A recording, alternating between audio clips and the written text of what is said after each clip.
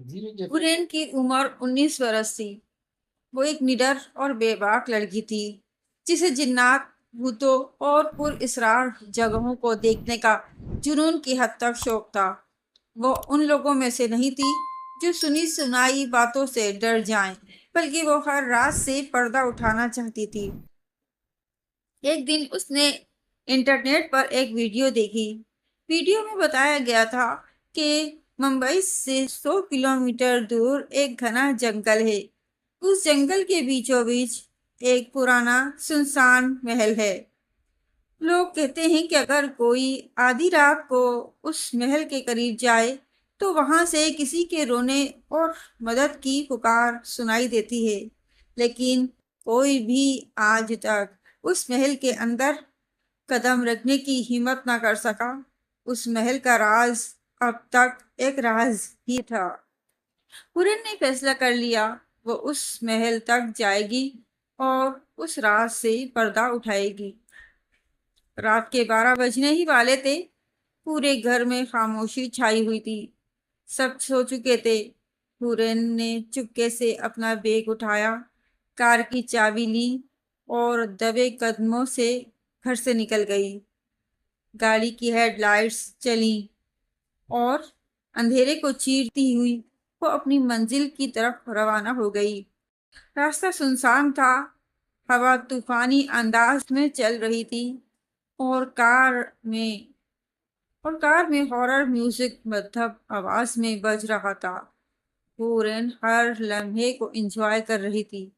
50 kilometre کا سفر وہ طے کر چکی تھی، بس تھوڑا سا راستہ باقی تھا کہ اچانک کار کی روشنیوں میں ایک الو سامنے آ گیا۔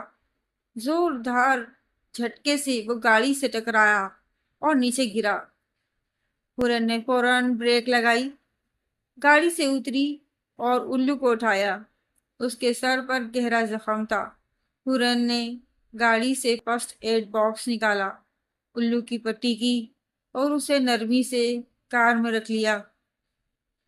کچھ دیر بعد جب منزل صرف 20 کلومیٹر دور رہ گئی، اس نے الو کو جنگل کے کنارے آزاد کر دیا اور خود محل کے قریب جا پہنچی۔ محل کا دروازہ بھاری اور زنگ آلود تھا۔ جیسے ہی اس نے دروازہ کھولا، ایک کھڑکھڑاہٹ سی پورے محل میں گونجی۔ ماحول میں ایک پر اسرار سی خاموشی تھی۔ ہورن نے قدم اندر رکھا۔ اندر گھپ اندھیرا تھا، مگر کچھ ہی دیر بعد اس نے سنا کسی کے رونے کی آواز۔ وہ سیڑھیاں چڑھتی گئی اور آواز مزید واضح ہوتی گئی۔ مدد کرو، کوئی ہے، مدد کرو۔ آواز اوپری کمرے سے آ رہی تھی۔ 3 منٹ تک وہ پکار سنتی رہی، پھر اچانک رونے کی آواز میں شدت آ گئی۔ ہورن نے ہمت کی اور کمرے کے اندر داخل ہوئی۔